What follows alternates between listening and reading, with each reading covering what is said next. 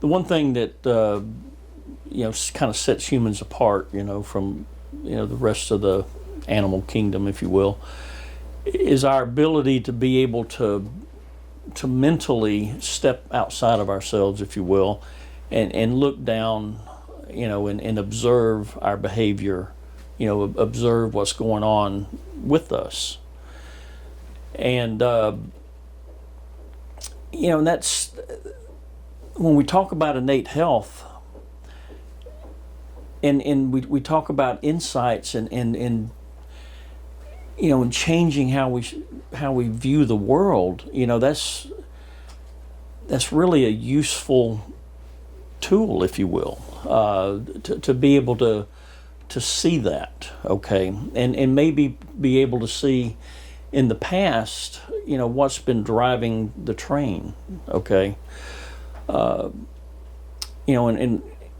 and so for a lot of us, what's been driving the train may be insecurity, whatever it may be, for that person. But when a person can insightfully see what's been going on, then next thing you know, they've transported themselves, outside, if you will, and looking and going, oh my gosh, wow, I've been doing a lot of this stuff to myself, but always thought that it was somebody else, something else, and truly, sincerely believed it, because at that moment it seemed real. But when I realized that, my reality is being created through my thinking and through thought, then it kind of changes the game a little bit, because it's coming through me.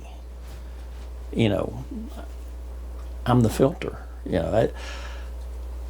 So we're always feeling our thinking, And it's really hard to wrap ourselves around that concept sometimes, because, rightfully so, people will go, well, you mean to tell me that if somebody, did something terrible to me, and it created this certain feeling of, whatever it may be, that it's me, that I've created it, that not the other person has created it. One of the stories I like to give is, let's say that, Kat, you and I have the same friend, and we've had this friend, for 10 years, both of our best friend, if you will. We really like Chuck. We'll call him Chuck. Next thing you know, something happens to Chuck, and, next thing you know, he breaks into our house, okay, and maybe takes things from us, steals from us. And my reaction is that I want to get at Chuck. I'm mad at Chuck, okay, and I want to get him back, maybe with violence or whatever. Maybe you think about it as, wow, I wonder what went on with Chuck that would make him want to do something like that. And so we both have the same circumstance, right? But we have different feelings about that. And so that just kind of shows, that it is about, we're feeling our thinking. It's not about what's being done to us or what we perceive to be done to us, but it's how we think about that circumstance or that situation. And that's kind of a slippery, concept, kind of a gray, but it's not. It is, but it isn't. Seems like it is. It seems like it is. But in reality, it's not. And so I want to pull that back again to, what does it have to do with addiction? Because, again, the answer is everything. So this idea that you're talking about of being able to step back and see our own behavior and witness our own thinking, and to sort of be the observer of our own lives, this awesome ability that human beings have, really allows ourselves to watch for fluctuations in our mood and in our feeling states. And when we have this understanding that we're always feeling our thinking, we can see when, if we go back to this baseline of health, we can see when we're fluctuating high or we're fluctuating low. And when we have that misunderstanding that our feelings are coming from out there, our feelings are coming from what Chuck did when he broke into my house, if I think it's coming from Chuck, then my go-to reaction is to try to change the circumstance, to try to change Chuck, to do something about it, or in the case of addiction, to try to change my feeling by changing my circumstance and using. But when we see that we have this baseline of innate health, that along this line, which we'll always return to, we're healthy, we're content, we're at peace, that when we're low, all we have to do is, just abide that feeling and we will come back to health. That when we're high, same thing, we will come back to health. That we always come back to this place of clarity and peace and well-being. It allows us to step back and notice when we're off that baseline of mental health. And what noticing it does is it separates us from our thinking in the moment. It allows us to come back to mental health more quickly and basically not take our thinking so seriously, not take our feelings so seriously. Just because I'm feeling like, God, this is the worst, most miserable day ever, I am terrible, I am miserable, that doesn't tell me anything about the day. It just tells me about my quality of the thinking in the moment. And when I see that it's not the day that has to change, it's just my thinking, I can sit back and allow it to do so naturally, which it already does. The implications that this has for addiction is that when people relapse, it happens in one of two times.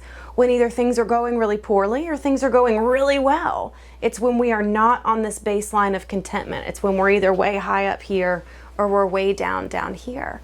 And getting to those places and realizing that there is nothing that has to be done about it is an understanding that is absolutely invaluable. It allows us to be able to put a period at the end of our feeling sentences. Going back to the example with Chuck, most of us naturally want to say, I'm mad, so I'm gonna, or my feelings are really hurt, so I gotta. And with someone in addiction, we've been conditioned to, so I'm gonna get high, so I gotta drink. Folks use as a solution to any and every feeling. And when we stop just looking at the using and actually go back before the using and address the so I gotta, then we don't even have to go there. I can just be mad, period, and allow my health to come back in time. I can be hurt, period, and allow my health to come back in time. Sort of the common idea, this pill for every ill, this we have to do something about everything that's wrong with us, leads us to believe that we have to do something about everything. And just because someone gets a craving to drink doesn't mean they have to meditate or do yoga in that moment. You have to go on a 30-minute walk, you have to clear your head, you have to go speak with your therapist. There is no particular doingness that it is going to excuse anyone from a feeling. Feelings are a natural, normal ebb and flow of life. It allows us to just see them for what they are and sit with them until we return back to our health. And to see that insightfully for someone who struggles with addiction is absolutely a game changer, because we just take so I gotta completely out of the equation. The problem with a doingness of something like meditation or going for a walk or something that is also outside of us that just happens to be more healthy than a substance is if I feel like I need to do something about my feeling and I'm used to taking a drug and instead I replace it with taking a walk. Taking a walk is absolutely never going to change my internal experience as quickly or as greatly as taking a substance. And so what happens with people with addiction is they try these other things outside themselves to feel better, and they don't get the desired result as big or as quickly, and they go back to what they know works, which is the substance. When we realize that we don't have to change our feeling, that we can be in our feeling, and that we will always return back to our health, it allows the feelings to pass more quickly, and it takes away this urgency that something has to be done about everything. And that really, going back to our original plant analogy, it makes this fertile soil of addiction completely infertile. It makes it unable to grow.